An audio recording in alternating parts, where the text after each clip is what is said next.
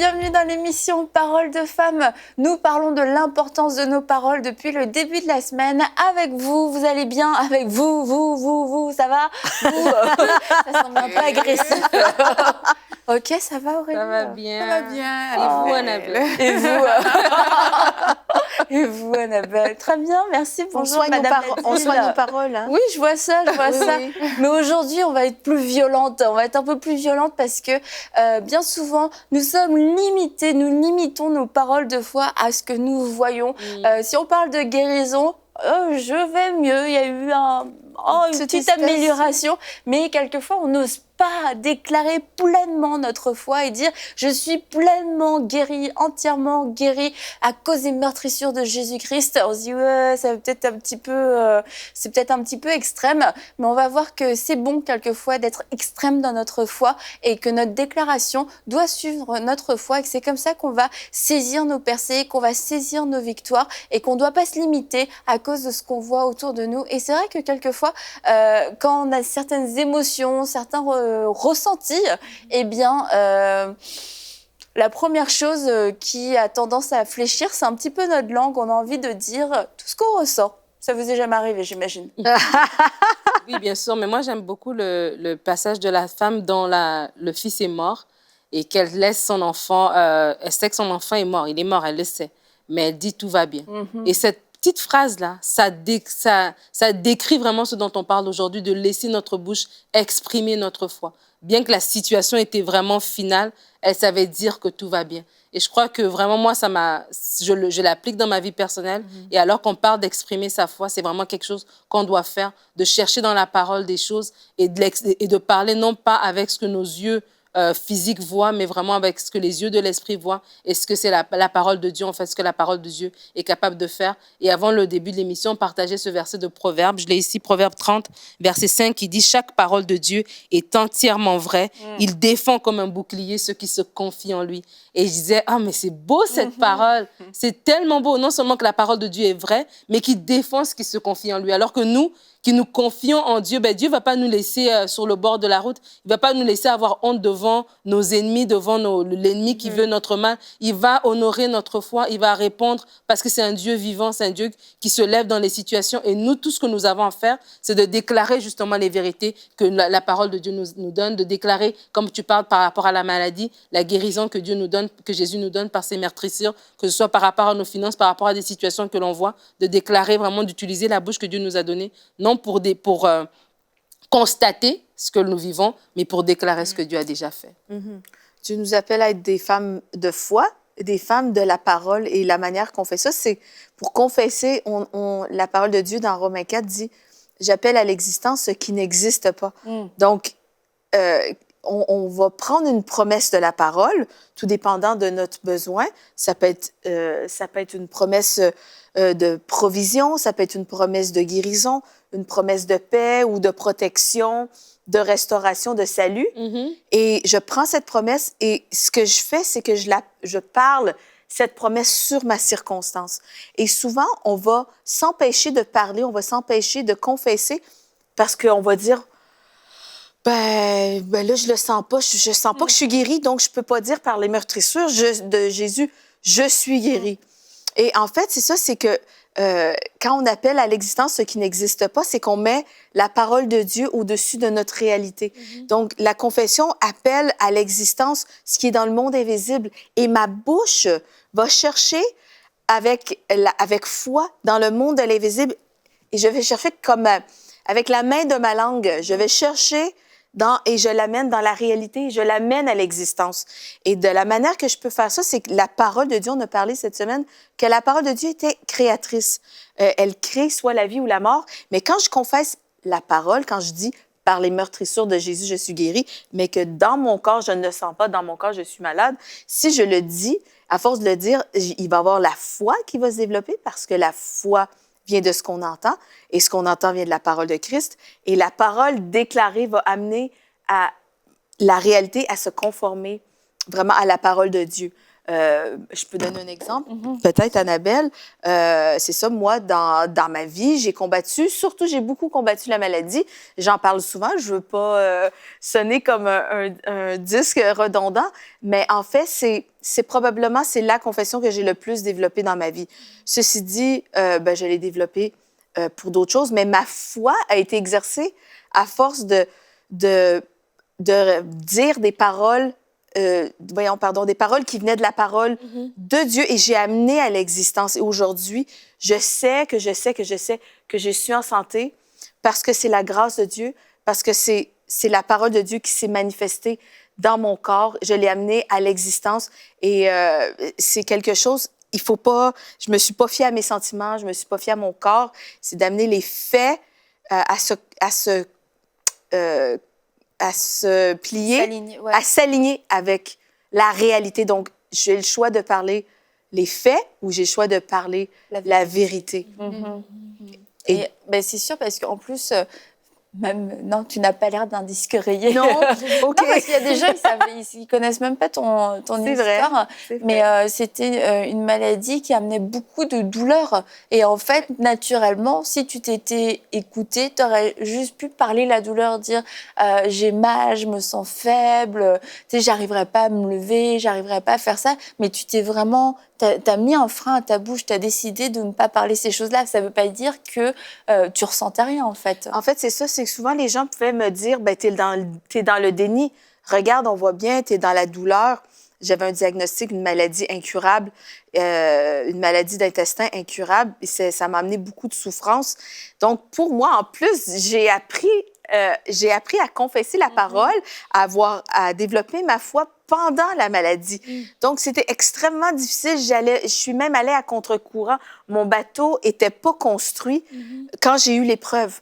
Donc, ce que j'aimerais dire, c'est que c'est bien de développer, si je peux faire une parenthèse, c'est vraiment bien de développer sa foi, connaître les promesses de Dieu, développer sa foi quand on n'a pas de tempête. C'est plus facile de construire un bateau quand l'eau est calme que quand la tempête fait rage et que les vents sont contraires.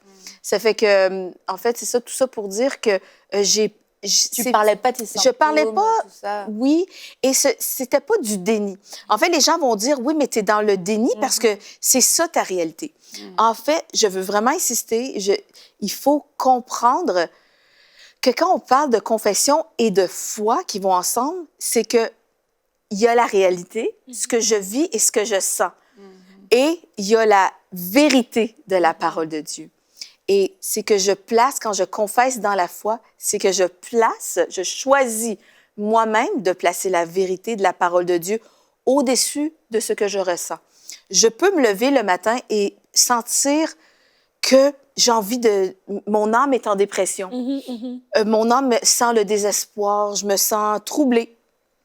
Mais je peux m'approprier une promesse de paix dans la parole et dire, ça, c'est pas le cœur de Dieu que je me sente troublée, que j'ai des sentiments de dépression. Des fois, la nuit, des fois, je me suis réveillée, j'avais pas de raison de me sentir comme ça.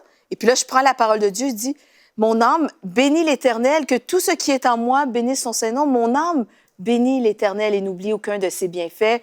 C'est lui qui pardonne toutes tes iniquités, c'est lui qui guérit toutes tes maladies, c'est lui qui délivre ma vie de la fosse, qui me couronne de bonté, de miséricorde, qui me fait rajeunir comme l'aigle. Et là, si j'ai la parole de Dieu en moi, bien, tout de suite, je vais pouvoir stopper les traits enflammés du malin, les choses que je ressens dans mon corps. Je mets la parole de Dieu dessus, je l'applique, la parole de Dieu, sur ma circonstance, sur mes émotions. J'élève cette chose-là au-dessus. Et après, le corps ou les émotions, les sentiments doivent s'aligner avec ça. Mais ce n'est pas du déni, c'est je choisis, c'est un choix. Moi, je choisissais de ne pas parler constamment la douleur. Je choisissais de ne pas parler constamment de mes symptômes parce qu'en fait, ça m'accablait. Ça me déprimait et ça m'amenait encore plus loin. C'est comme si la douleur, quand j'en parlais, ça devenait plus intense. Et la manière que j'ai appris à surmonter la douleur, pour moi, c'est de constamment, j'avais la parole de Dieu dans mes oreilles. La parole de Dieu, j'écoutais un message de guérison, j'écoutais des versets de guérison sans cesse et sans cesse. J'avais toujours la parole déposée. Et comme ça, mes pensées demeurais sur la parole et non sur mes circonstances. Il y a le frère Bouchard qui a fait, Bertrand Bouchard, oui. de son prénom, Bertrand Bouchard, qui a fait une série dans Prières inspirées, et peut-être que vous l'avez vu aussi à la maison, mais il raconte que sa femme était malade depuis un petit moment, et ils ont tout fait et tout ça, et elle n'était pas guérie, et en fait, ils se sont dit, on a tout fait, et là, d'un seul coup, il dit non, il y a une chose qu'on n'a pas faite. On n'a pas déclaré, on n'a pas confessé. Et elle a dit, je suis pas guérie.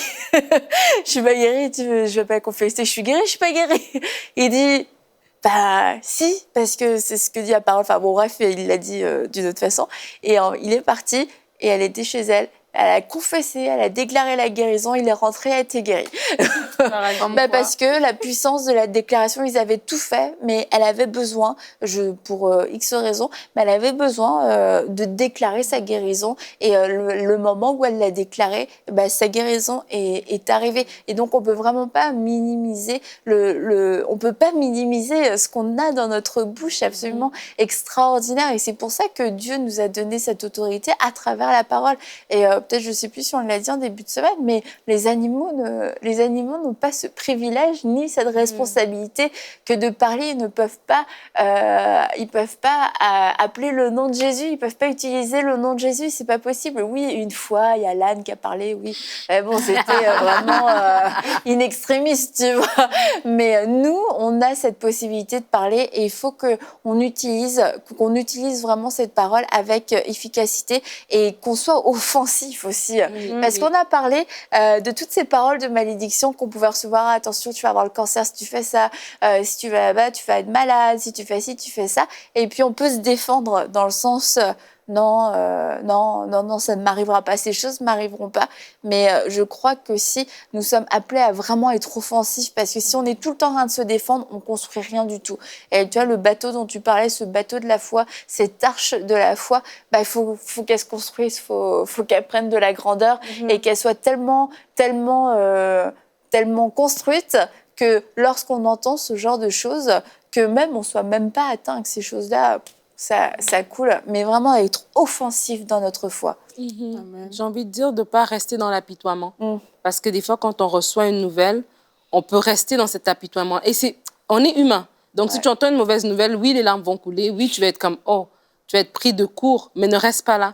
Tu vois, Joël 4,10, ça dit que le faible dise « je suis fort ». Il le dit d'abord qu'il est fort. Et vraiment, il faut savoir déclarer ces choses-là. Comme tu dis, Mathilde, c'est tellement clair dans la guérison et la maladie, mais c'est clair aussi dans d'autres aspects, que ce soit dans la paix dans la maison, la direction divine pour les études ou le travail, peu importe, de vraiment, au-dessus du chaos, s'élever en prenant vraiment une position d'autorité par rapport à des situations. Tu peux recevoir une nouvelle. Oui, tu l'as entendu, ok, c'est ça qu'ils ont dit, d'accord, mais qu'est-ce que mon Dieu dit? Exact. Parce que mon Dieu, ce qu'il dit, écrase tout ce que vous venez de dire ici. Et c'est vraiment ça, avec cette attitude-là, qu'on doit avoir. Mais j'ai envie de dire aussi que ce que l'on dit, nos paroles, ça vient de nos pensées. Alors, qu'est-ce qu'on entretient dans nos pensées? Tu vois, Lamentation, Jérémie, il dit, c'est ça, si je pense à l'absinthe et au poison, mon âme est abattue au-dedans de moi. Mais ce que je veux méditer dans mon cœur, ce qui va me donner de l'espérance. Tu vois, et c'est les bontés de l'Éternel. Et c'est ça aussi. C'est des fois, on est abattu, on n'arrive même pas à dire les choses parce que dans nos pensées, même si on ne les a pas dit, mais ça crible nos pensées.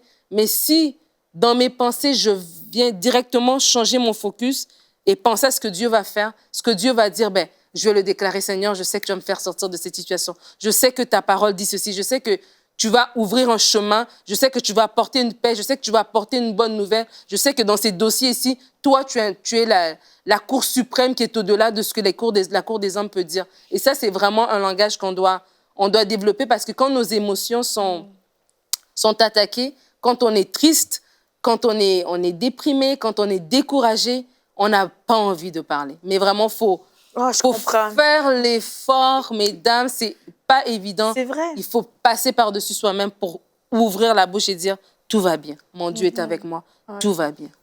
Je suis tellement d'accord avec ça, parce que, en fait, il faut qu'on arrive à comprendre que la parole de Dieu est au-dessus de tout, vraiment. Et spécialement quand il y a des chaos, des situations bizarres, La Bible nous dit que la terre était informe et vide, puis Dieu dit que la lumière soit. Et c'est souvent ça, en fait, c'est que les situations qu'on traverse peuvent nous faire... C'est comme si on est dans une position vraiment d'informe, de vide, où il n'y a rien qui va. Mais vraiment, la parole de Dieu a la possibilité de créer de nouvelles choses. Amen. La parole de Dieu a la possibilité de remettre tout au clair quand les choses semblent vraiment catastrophiques. Et ça, c'est dans toutes les situations possibles, dans toutes les situations qu'on peut traverser. Mais c'est à nous, en fait, vraiment d'élever, en fait, la parole de Dieu à sa dimension, à la dimension dans laquelle elle est vraiment, parce que ça ne va pas nous tomber dessus. C'est qu'on choisit d'élever la parole dans les situations qu'on vit, c'est de se dire, mais déjà, comme tu as dit, Nadine, qu'est-ce que la parole de Dieu dit à ce sujet? Quelle est la parole? Et vraiment, ça marche. Et puis, on peut demander à Dieu. Moi, ça m'était arrivé. Quand j'avais eu... moi, c'était un deuil dans ma famille. Je n'avais pas à parler, comme on disait tantôt. Et juste, il fallait que Dieu me dise quelque chose. Parfois, on agit de façon précipitée. Parfois, quand la situation est là, on cherche tout. Mais on ne prend pas ce temps vraiment de parler avec Dieu. Et c'est seulement avec la parole que Dieu m'a donnée que j'ai agi. Je n'ai pas cherché très loin. C'est seulement avec la parole que Dieu m'a donnée. J'avais entendu « Je suis avec toi ». Ça m'a suffi. Je ne suis pas allée... je n'avais pas cité un verset comme ça. J'avais entendu « Je suis avec toi ». C'est tout ce qu'il me fallait à ce moment-là. Et c'est de réaliser que Dieu sait ce qu'il nous faut. Dieu, il sait. Parfois, on veut faire les choses aussi par... OK, on a dit qu'il faut lire la Bible. J'ouvre la Bible, je lis, je cherche la parole et tout. Mais ce n'est pas toujours comme ça, parce qu'il y a beaucoup de gens qui font ça, mais ça ne fonctionne pas. Parce que c'est pas mécanique, c'est de la relation avec Dieu. C'est du fait qu'on sache que parce que j'ai une relation avec toi, ta parole est celle qui est élevée dans ma vie. Ta parole n'est pas là pour me servir de... Ah, OK, j'ai besoin de tel truc. OK, la parole, ça dit quoi? OK, j'ouvre la parole. Non, c'est parce qu'on a choisi d'élever la parole de Dieu dans notre vie que cette parole a la puissance de créer et de transformer les situations les plus difficiles. Et dès qu'on a cette parole, ça change. Et Mathilde parlait de la maladie tout à l'heure, c'est... Oui, il y a ce que tu peux ressentir au-dedans de toi, mais il y a la parole de Dieu, quand on la reçoit, vient avec une paix que personne ne peut expliquer. Amen. Où la situation est là devant toi et la situation est même catastrophique, mais en dedans de toi, parce que tu as reçu la parole, c'est une paix qui dépasse la circonstance au point où les choses peuvent ne pas aller comme tu veux, mais tu as cette assurance en toi que cette parole va s'accomplir parce que mon Dieu a parlé. Et c'est à ce niveau-là qu'on doit exalter la parole de Dieu. En fait. Ouais. Et je pense à une mère qui aurait un enfant qui est malade et elle se dit bah moi j'ai rien dit, je me sens tellement victime de cette situation, je me sens tellement impuissante face à cette maladie, mais je veux vous dire que vous n'êtes pas impuissante parce que vous avez une bouche et vous pouvez déclarer la parole, vous pouvez déclarer la foi, déclarer la guérison sur votre enfant. Et quelquefois, oui, c'est vrai, on se sent totalement impuissant face à certaines circonstances, on ne sait pas d'où ça vient, on ne sait pas pourquoi ça vient, on ne voit pas du tout comment on va pouvoir s'en sortir, mais c'est un mensonge en fait de nous dire que nous sommes impuissants, que nous n'avons aucune arme. On a des armes spirituelles, et une de nos armes, c'est de pouvoir déclarer la foi. Nous sommes des êtres de foi, nous sommes des esprits, nous sommes remplis de foi, nous avons reçu la foi de Dieu. Et c'est pas, j'arrive pas à croire, c'est commence à te positionner puis à dire, non, moi j'ai reçu la foi de Dieu, je crois, Dieu m'a demandé d'avoir la foi. Dieu m'a dit que si je disais à cette montagne de se jeter dans la mer, elle se jetterait dans la mer. Ça veut dire que je peux le faire, que j'ai reçu cette capacité surnaturelle de pouvoir le faire. Et c'est un mensonge que nous sommes impuissants devant les circonstances de nos vies. C'est un mensonge que de nous dire qu'il n'y a aucune solution, que de nous, il ne pourra rien sortir. C'est faux. parce que nous avons la foi et nous pouvons déclarer la foi. Et la Bible dit que c'est parce que j'ai cru, j'ai parlé. Et parce qu'on croit, nous parlons. On croit dans la guérison, on va parler la guérison. On croit dans les résurrections, on parle la résurrection. On croit dans les percées, on parle la percée. On croit dans la prospérité, on parle la prospérité. Et on refuse tout ce qui peut venir nous accabler dans nos émotions. Ça peut être des sentiments de tristesse, mais aussi dans nos comptes en banque, une facture à laquelle on s'attendait pas. Et du coup, on se retrouve, on se dit, là, techniquement, à la fin du mois, il y a un petit trou, là. Il y a un trou, il va falloir voir. Je ne suis pas impuissante face à ce trou dans mes finances. Je crois, donc je parle. Et je crois quoi? Je crois que Dieu pourvoit mes besoins. Donc je regarde mon état de compte et je dis, Seigneur, voilà, j'ai besoin de ça. Je crois que tu pourvois. Et le déni, ce serait de ne rien faire, en fait. Ah non, il faut pas que j'ai peur et tout. Tu jettes ton truc, tu dis non, faut pas que j'y pense, faut pas que j'y pense. Non, si tu penses pas à ça, que tu te forces à ne pas y penser, tu vas avoir un problème à la fin du mois. Mais si tu regardes le problème bien en face, tu le confrontes avec les yeux de la foi, ce problème-là, tu vas le surmonter. Et c'est ça la différence entre la foi et le déni. Le déni, c'est parce qu'on a peur de regarder le problème en face, parce qu'on a peur que ce soit le problème qui nous terrasse. Mais la foi, c'est qu'on regarde le problème en face, mais on le regarde en souriant parce qu'on sait qu'avec la foi, c'est nous qui allons le terrasser. Et on regarde ce problème et on affronte ce problème avec les yeux de l'œuvre de la croix. Ce que Jésus a fait à la croix, il nous a complètement rachetés de la malédiction de la loi. Donc, on a été rachetés de la maladie, de la pauvreté. On a été rachetés de toutes sortes de choses qui viennent du monde des ténèbres. Et quand on affronte ce problème avec les yeux de la foi, avec les yeux de la croix, eh bien, ça change toute circonstance. Et les circonstances, quand je suis à l'offensive, c'est que les circonstances doivent plier le genou devant le nom de Jésus-Christ, devant la parole de Dieu. Et la parole de Dieu, quand elle est parlée avec foi, eh bien, c'est ça, c'est que ça transforme les circonstances. Et il y a une paix, comme tu parlais, Aurélie, vraiment, il y a une paix à se reposer dans l'œuvre que Jésus-Christ a tout accompli. Et des fois, on peut avoir un diagnostic. Je l'ai vécu plein de fois. On peut avoir un diagnostic et notre premier réflexe, c'est une espèce de sentiment de panique ou qu'on se sent vulnérable ou impuissant. Mais en fait, c'est que la parole nous a donné cette puissance de parler. Il nous a donné l'autorité de marcher sur les serpents et les scorpions et sur toute la puissance de l'ennemi et rien ne pourra vous nuire. Amen. Et ça, c'est Luc 10, 19. Et il y a une paix et je trouve mon repos dans mes promesses. Et après, ce que je dois faire, c'est juste résister au diable pour l'empêcher de me voler ce qui m'appartient déjà. Et donc, je le fais avec la foi par mes paroles. Je le fais par la déclaration de la parole de Dieu et j'amène ces choses à s'imposer. J'amène les circonstances contraires, les circonstances, les vents contraires à se plier à la parole de Dieu, pardon. Et donc, si je fais ces choses-là, je vais voir mon monde complètement se transformer et je ne suis pas une victime, je suis un enfant de Dieu. Je suis revêtue d'autorité, pas d'arrogance, mais d'autorité parce que je l'ai reçue à cause de Jésus-Christ qui a redonné à l'enfant de Dieu l'autorité justement de parler aux démons, de parler aux circonstances. Jésus a parlé à la tempête, Jésus a parlé aux figuiers, ils ont répondu. Jésus a parlé à la fièvre. La fièvre, c'est la parole de Dieu, la parole de Jésus s'est imposée sur toutes ces choses. Et donc, nous pouvons faire les mêmes choses parce que c'est la parole de Dieu qui l'a dit. Donc, et Jésus même a dit que nous ferions de plus grandes choses. Donc, vraiment, on doit marcher la tête haute avec la parole de Dieu, l'épée de la parole dans nos bouches et nous allons de l'avant et on ne se laisse pas terrasser parce que c'est l'ennemi qui est vaincu. L'ennemi a l'air très grand, mais en fait, c'est un tout petit démon de rien du tout qui est impuissant, qui est déjà déchu. Et Jésus nous a montré l'exemple. Hein. Ouais. Il a parlé au diable. Et il y a une pensée qui me vient, c'est qu'il y a des personnes qui Satan a dit à Jésus, il est aussi écrit.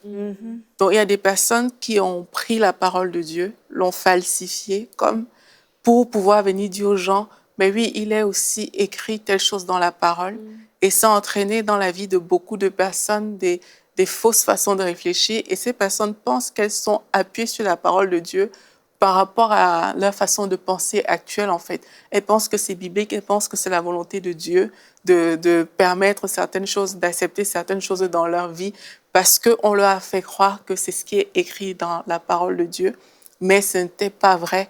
Et par rapport à tout ça, moi, je veux vraiment dire aux personnes qui sont concernées par ça vraiment de ne pas prendre la parole de Dieu comme ça, mais d'aller elle-même se poser dans la Bible, relire ces paroles-là qu'on pense avoir acceptées, qu'on accepte comme ça au quotidien, et dire qu'est-ce qui est vraiment écrit à ce sujet? De quoi s'agit-il exactement? Saint-Esprit, toi, parle-moi, c'est ta parole, dis-moi comment est-ce que je dois comprendre cette parole-là pour ne plus juste subir les choses. Parfois, on subit, on prend des paroles comme ça, on dit oui, c'est écrit, mais toi-même, tu ne l'as jamais lu, tu ne sais même pas c'est où, tu as juste accepté comme ça. Mais vraiment, de faire l'effort nous-mêmes d'aller puiser dans la parole et de dire, OK, je veux pouvoir répondre. Si l'ennemi vient me tenter en disant, mais il est aussi écrit telle chose, mais moi, je peux lui répondre comme Jésus a répondu à l'ennemi, en fait. Donc, de ne pas juste absorber comme ça, mais de prendre nous-mêmes cette parole avec nous. Nadine, tu voulais ajouter quelque chose? Non. Mais je voudrais revenir sur le fait d'être offensif pour terminer cette émission. C'est que on a le droit de parler et on s'est peut-être laissé embobiner sur le fait, bah non, faut pas trop parler parce que faut pas que t'aies l'air trop fou, trop extrême. Mais à chaque fois qu'on parle une parole de foi, une parole qui est vérité, on est en train de délimiter aussi notre terrain et on est en train de mettre des pancartes et des panneaux, attention, zone de foi ici. Et le diable doit savoir qu'il n'a pas accès, à notre vie. On a besoin d'être violent dans la foi. Et une des façons d'être violent, c'est de déclarer les choses qui ne sont pas. C'est de déclarer des choses qu'on ne ressent pas, des choses dont on n'arrive pas encore à toucher. C'est ça aussi, être violent, c'est de quelquefois avoir l'air un petit peu insensé, un petit peu stupide aux yeux des hommes, aux yeux des certaines circonstances. Et puis le diable vient nous rappeler, mais t'es bête de dire ça, regarde l'état de ton mariage, regarde l'état de tes finances, regarde l'état de ton corps. Non, parce qu'on regarde, comme tu l'as dit Mathilde, à la vérité suprême de la parole de Dieu qui déclare que je suis prospère à tous égards. Donc j'appelle cette prospérité dans ma vie, peu importe, ma vie a peut-être pas l'air de ça aujourd'hui, mais c'est ce que Dieu voit, c'est comme ça que Dieu voit ma vie, et par violence et par foi et confiance en lui, je le déclare aussi. Et quelquefois, on doit se faire violence à nous-mêmes parce qu'on entend nos paroles et puis on se trouve bête de dire ces choses-là. Et vraiment, je vous encourage chez vous, dites-le, déclarez-le, et si vous avez besoin de criez-le, jusqu'à ce que vous puissiez le croire et que ça devienne une révélation pour vous. Et on se dit à bientôt pour une prochaine émission de Paroles de Femmes.